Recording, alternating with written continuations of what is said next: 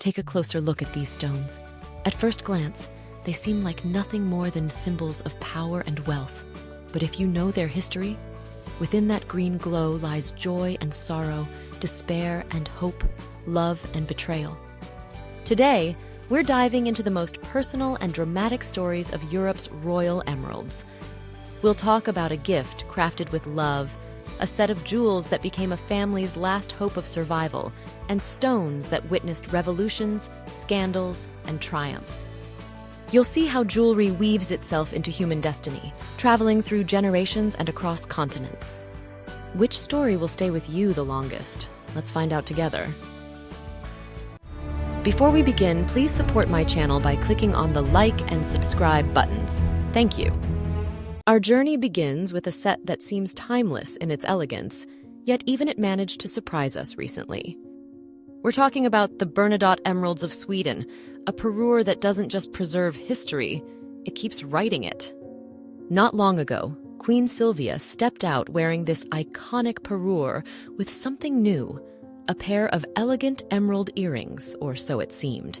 As it turns out, these new earrings were crafted from two original elements of the parure itself. A perfect example of how even royal heirlooms from the 19th century continue to evolve. The story of the set traces back to the very founder of the dynasty, King Carl XIV Johan, who ascended the Swedish throne in the early 1800s.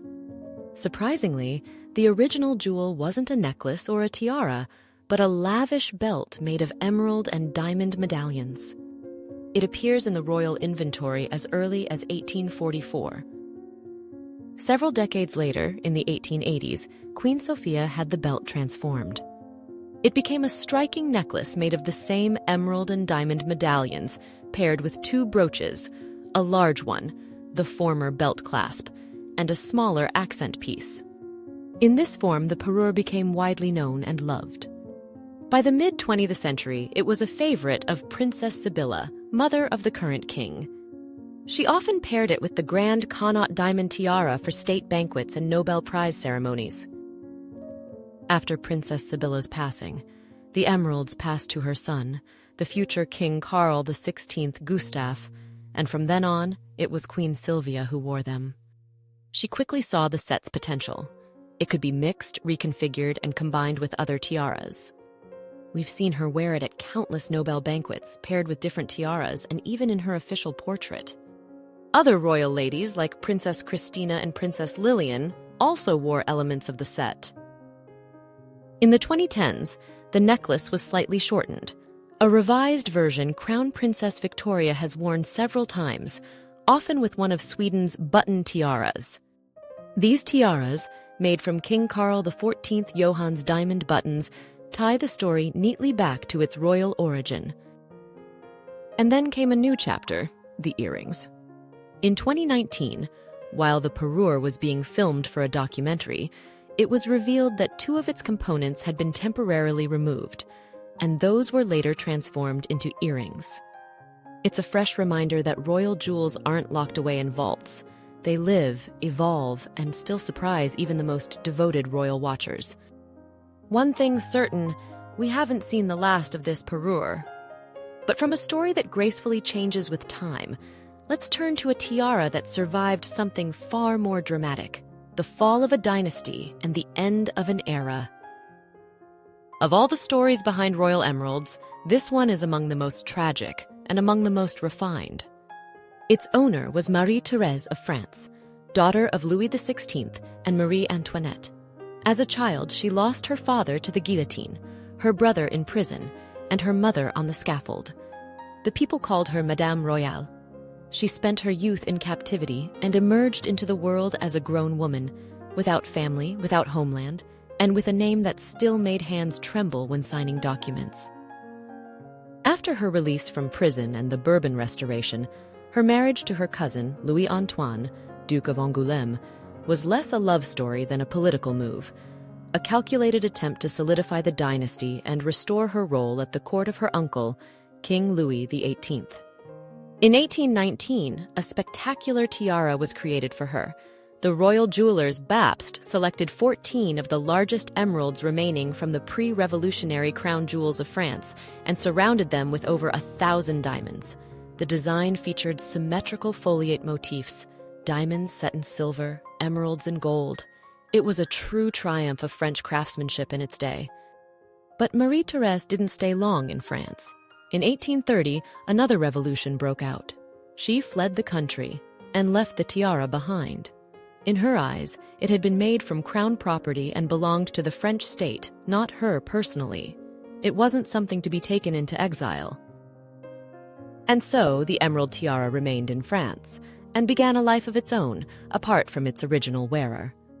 Under the Second Empire, it was worn by Empress Eugénie, who was said to be particularly fond of how the emeralds complemented her fair skin and auburn hair. In 1878, the tiara became a centerpiece of the Paris Exposition Universelle. By then, Republican France had begun turning royal heirlooms into museum trophies. But not for long. In 1887, the state held a now infamous auction of the French crown jewels. The emerald tiara was sold to a private buyer and vanished from public view for decades. It left France altogether. Likely purchased by a British collector, it spent many years in England and eventually entered the hands of the renowned firm Swarovski. It was even exhibited at the Victoria and Albert Museum in London. Astonishingly, as Swarovski's managing director later wrote, its extraordinary provenance went largely unrecognized for years. It was considered little more than a beautiful antique tiara. But history has a way of circling back. The Louvre acquired the piece, and over a century after its dramatic sale and time abroad, the Angoulême emerald tiara returned to Paris. Today, it is one of the crown jewels of the Louvre's treasure gallery, a symbol not only of exquisite artistry and regal splendor, but of France's turbulent past. This tiara has seen so much. Which chapter of its journey amazes you most? Its creation from royal stones, its sale at auction, or its long-awaited return to the heart of France? From a tiara that became a museum relic after years of upheaval, we turn to a jewel that also belongs to the state, but under very different and much stricter rules. The Danish emerald parure is one of the most protected and regulated royal jewel sets in Europe. It cannot be sold. It cannot be gifted. It cannot leave Denmark.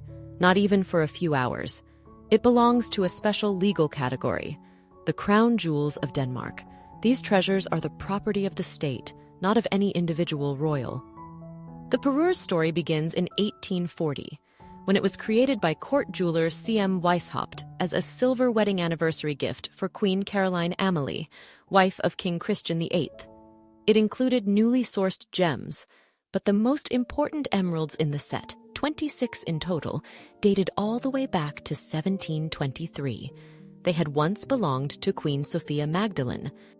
The parure includes a tiara adorned with 67 emeralds and over 2,650 diamonds, a necklace, earrings, and a substantial brooch. But the most pivotal moment in the parure's history came in 1881. Queen Caroline Amalie, who had no children, made a bold and symbolic decision. She bequeathed the entire parure not to her family, but to the Danish crown itself. That act cemented its status as national property forever. As part of the crown jewels, the parure cannot be sold, gifted, or removed from the country, and it may only be worn by the reigning queen or queen consort. The first to wear it under these new rules was Queen Louise, the famous mother-in-law of Europe, though she seems to have worn it rarely, judging by surviving portraits. Later queens, including Louise, wife of King Frederick VIII, and Alexandrine, wife of King Christian X, also made only occasional appearances in the parure. During World War I, Queen Alexandrine had the crown jewels sent to Rosenborg Castle for safekeeping. That is where they remain on public display to this day, except, of course, when they are worn by the Queen. It was Queen Ingrid who truly brought the parure back into the spotlight after 1947. She wore it for state visits, royal banquets, and major family events. But it was Queen Margrethe II who made the emerald parure her signature for the grandest of royal occasions: New Year's receptions, state banquets, and formal portraits. She often emphasized that it was not a personal possession, but a national treasure, and that wearing it carried weight and responsibility. "We wear it only briefly and on rare occasions," she once said, "so that people know it's not a museum piece. It's part of a living tradition." Just recently, following Queen Margrethe's abdication, this majestic parure was worn for the first time by the new Queen Mary. She chose it for her first official portraits as Queen Consort, and again for the New Year's reception. And so the tradition continues. What do you think? Is it right that jewels like this remain visible to the public and protected in museums? Or do such rules limit how freely they can be used by the royal family? From state-bound jewels, let's turn to something more personal. A gift born out of love. A parure that began not as a symbol of duty, but of affection. This elegant royal set was personally designed by Prince Albert for his beloved wife. Queen Victoria's emerald parure stands as a testament to intimate devotion and refined taste, one that remained in the family, though through a lesser-known branch. The story begins in 1845.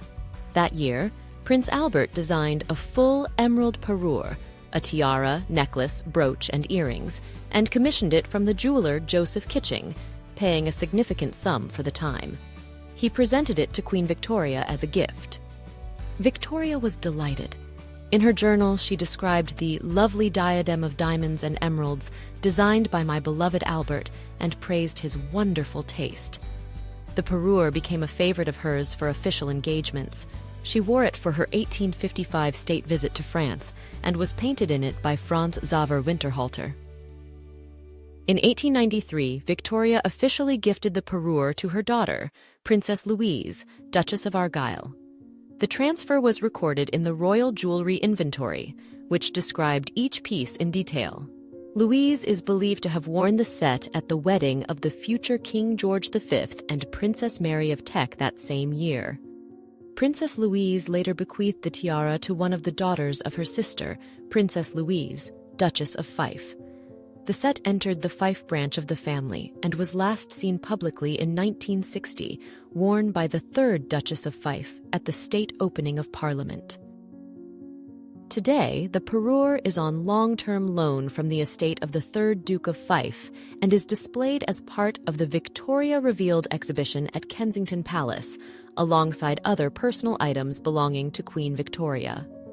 It's a tangible reminder of one of history's most iconic royal couples, and of a consort who left his mark not only on politics and culture, but on diamonds and emeralds as well. A love story rendered in gemstones. But not all jewels have such a smooth path. Our next emeralds have seen everything from lottery winnings to scandal, and ended up woven into the very core of the British royal regalia. They now sparkle in pieces like the Delhi Durbar parure and the famous Vladimir tiara. But let's rewind. Our story begins nearly 200 years ago in Frankfurt. Princess Augusta of Hesse Castle, the future Duchess of Cambridge and grandmother of Queen Mary, purchased a ticket in a charity lottery. To her amazement, she won. The prize? A small box containing about 40 cabochon emeralds of various sizes.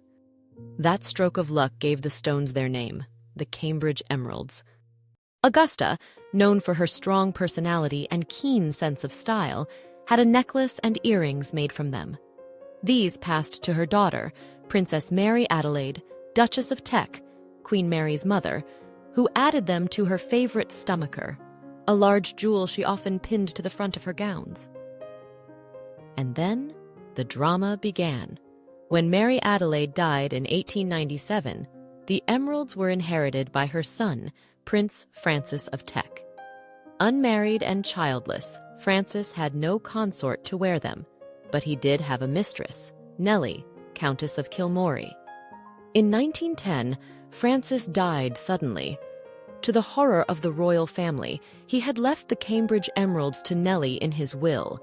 There was a real risk that the historic stones would vanish from royal hands forever. Francis's sister, soon to be Queen Mary, was furious. Determined to keep the emeralds in the family, she bought them back discreetly, rewrote the ownership story, and tried to erase the scandal as quietly as possible. From then on, the Cambridge emeralds entered their second life as part of the royal collection. They became the centerpiece of the Delhi Durbar parure, a towering emerald tiara, a necklace, a stomacher, and brooches.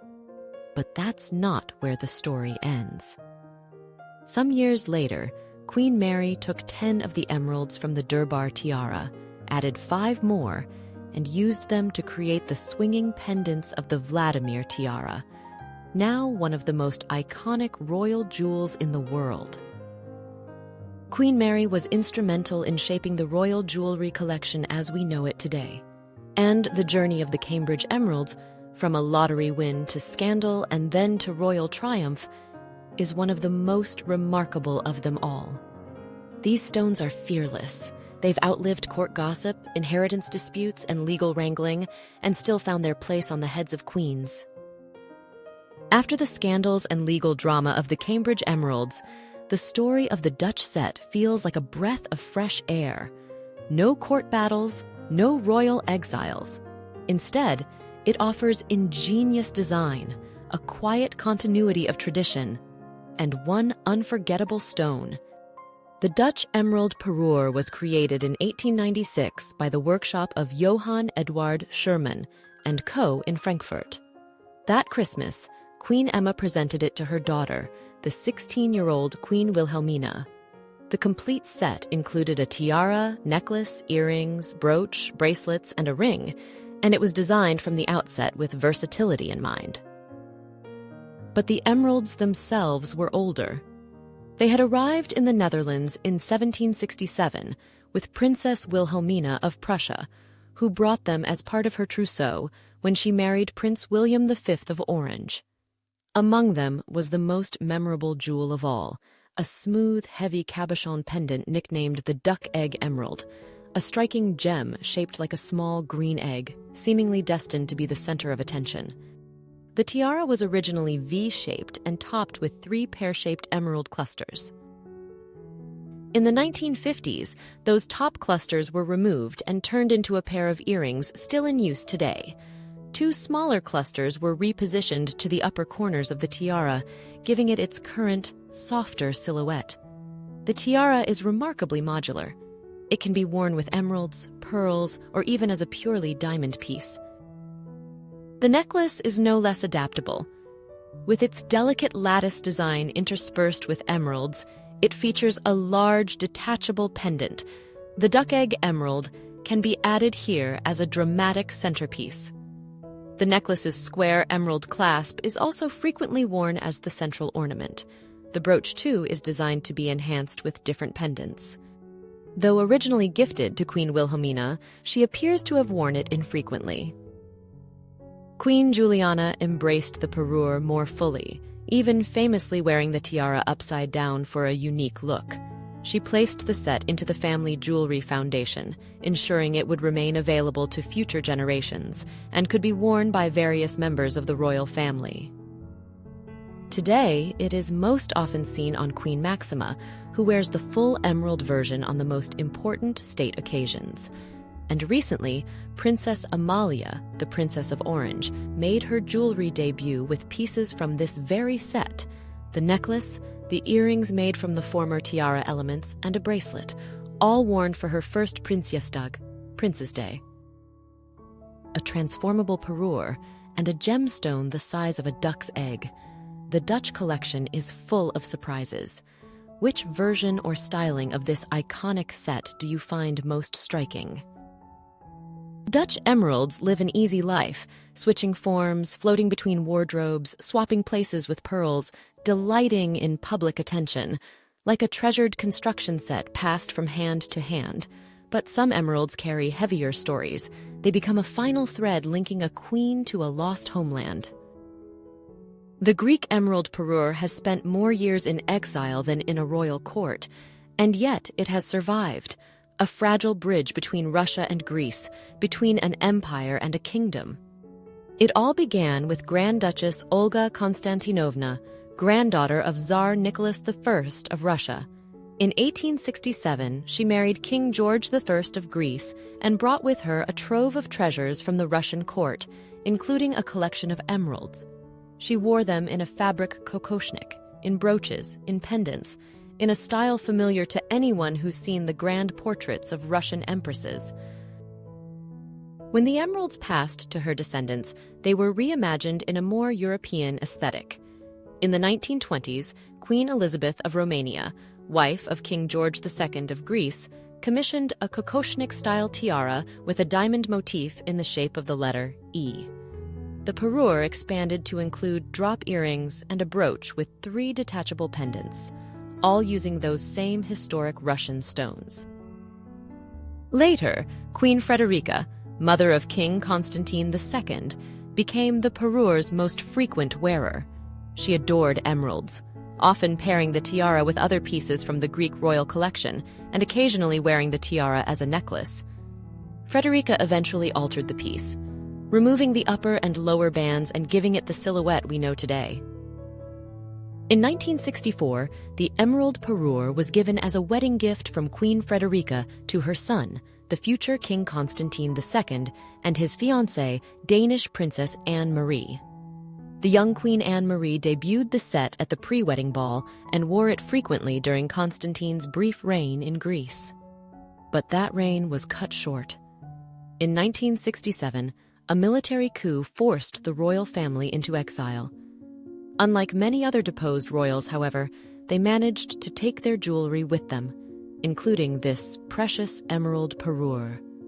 In exile, Queen Anne-Marie continued to wear the set at the most significant royal gatherings across Europe: weddings, jubilees, state banquets. The parure had become more than an heirloom. It was a symbol of the dynasty itself, a reminder of a lost crown. Today, the Greek emerald parure consists of a tiara with 7 round cabochon emeralds, drop earrings, and a corsage brooch with 5 detachable pendants, often worn with other necklaces. These emeralds are not merely decorations. They are witnesses to exiles, revolutions, and the resilience of those who held on to their legacy despite it all. And still they shine, telling their long, dramatic story. If there's an emerald set with the most intense, unpredictable history, full of drama, travel across continents, and even a brush with wartime peril, it's the Norwegian emerald parure, also known as the Leuchtenberg parure. Its exact origins remain uncertain. Was it a gift from Napoleon in the early 19th century, or was it created later using emeralds sourced from Russia? What we do know is that by the early 1800s, the parure was in the hands of the Leuchtenberg family. The real adventure began with Princess Amalie of Leuchtenberg.